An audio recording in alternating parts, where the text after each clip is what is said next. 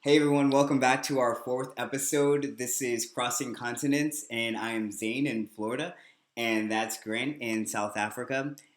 Hey guys. Hey Grant. And so together we are again crossing continents. In this episode, we are answering a question from one of our viewers, Monica. Hey Monica from St. Pete, thanks again for your question. Her question is simple. She wants to know how do we deal with the everyday stressors of building a business? She let me just read it here. She says, "Hey guys, cool channel. I've just started my online business and I'm a bit frustrated. I don't know how to create a more balanced approach to this. What ways have you both found to make things easier?" So, Grant, what would you like to speak on this first? How have you balanced out your business and life relationship? Zane, firstly to Monica, thank you. It's a great question. I think I have first-hand experience in both an offline business and an online business. And I think one of the most important things in any business today is to have a great team surrounding you. And I think that's what I definitely have in my offline business. Um, and I can kind of delegate a lot of my day-to-day running of my business to my staff. And a very important thing is when you delegate, when you've got a staff, and I'm saying you being surrounded by a super team, and that is what I've got here in South Africa. I firmly believe in my industry that I've got the best team in South Africa. Seriously, my girls, if I tell them to do something, or if I want them to reply to somebody or do something, they do it. I never have to question it, and I think maybe about 5 years ago, I was staying up until 12 o'clock in the evening, 1 o'clock in the morning, um, typing emails because I believed if I didn't do it myself, it didn't get done properly. But if you've got that great team surrounding you and you can delegate that work, yeah, definitely is a benefit, and it definitely has benefited me.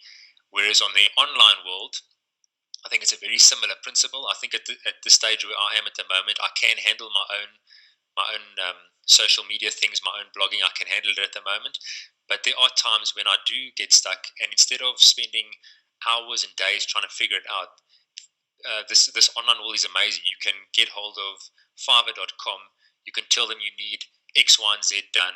You can carry on doing your own stuff, and in 2 days' time, they've done whatever you wanted them to do professionally. It looks great.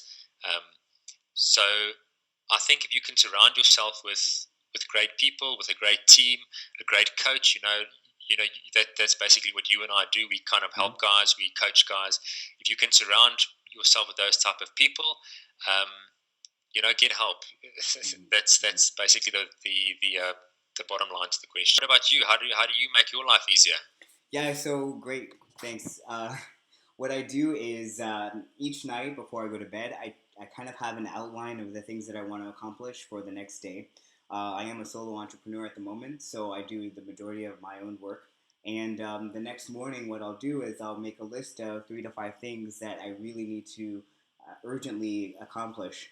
And on the right hand side of each item, I will list about how long it'll take me to complete that task.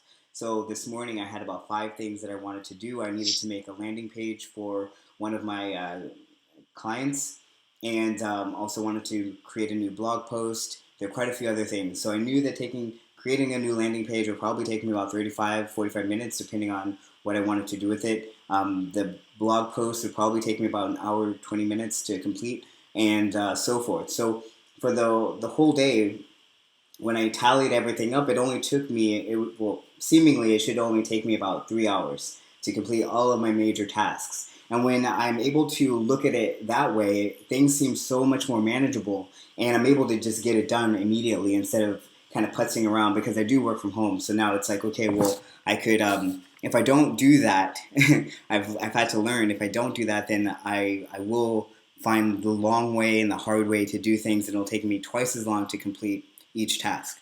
So that's how I Exactly. manage my tasks, Monica. Okay, cool. Yeah, I think mine is very similar. I also like you said, I also do my list. I think it's very important to do a list for people that I used to sit up at night and I used to think the whole time, what do I have to do tomorrow? What do I have to do tomorrow? And I think by writing that list down, you kind of clear your head and you can rest easy. So I definitely recommend that guys that do have that problem that I have, where you're just thinking the whole night.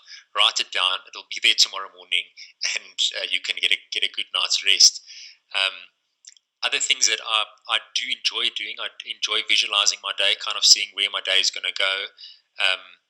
I like to read a little bit in the morning if I can. With an 18-month-old baby, it's a little bit difficult at the moment because when he wakes up at 5 o'clock, it's go, go, go. So I do a lot of my reading and that type of stuff and my education in the evenings. And then what I also like to do is I like to create block times, and I think this is very important. It's a very important concept to do. And basically what a block time is if you, like you said, you've got 3 hours to do something, block that time to do it. So if you want to do from 2 o'clock until 5 o'clock, your 3 hours, block that time. That means no cell phone, no Facebook notifications, no email popping up on your screen. Put a do not disturb sign on your door so your wife can't come in or your staff can't come in, and just focus on that one thing.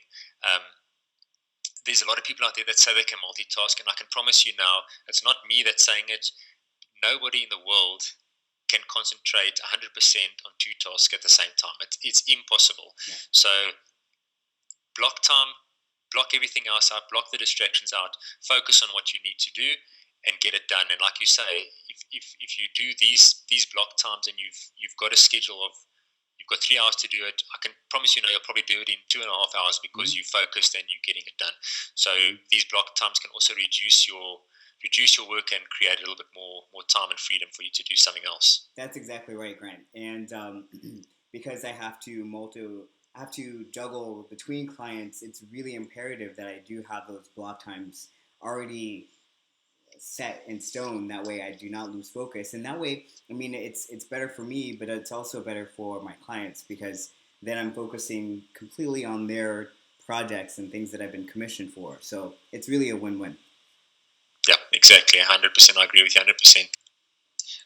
Yeah, so Monica, getting back to your question, I think what we just spoken about, where we talk about block times, the idea of your business is you want to generate revenue as quickly as possible.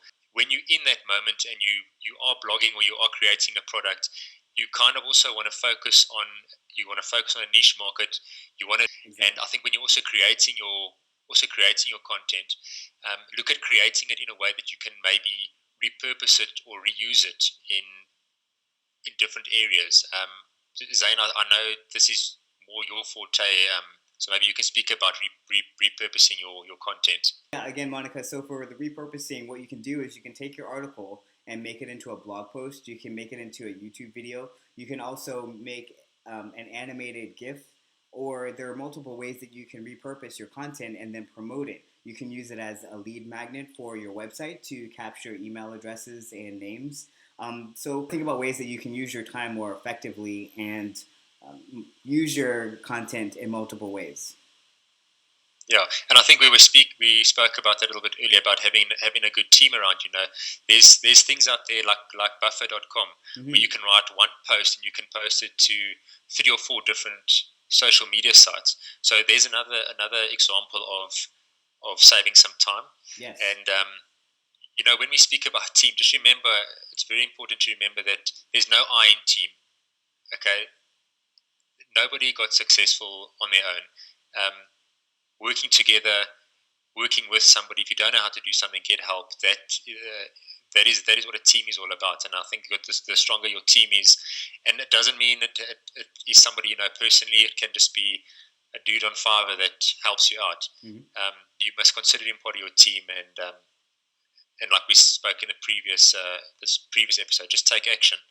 Yeah. Just do it. Exactly. If you haven't watched our episode 3, we talked about how to get out of your way and stop being selfish and really help those around you by sharing the information that you already have. So definitely check that video out.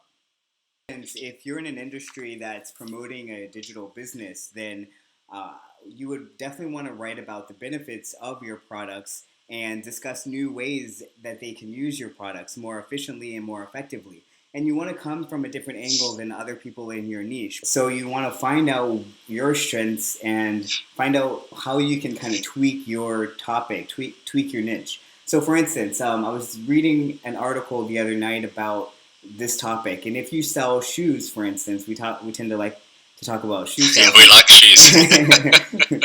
So, what if you wrote articles on, let's see, guys with really small feet or guys with extremely large feet, and just specialized in shoes for either guys with small feet or large feet? So, it's kind of a different take on this shoe salesman. So you want to try to think about things that way and come with new ideas on how to promote them.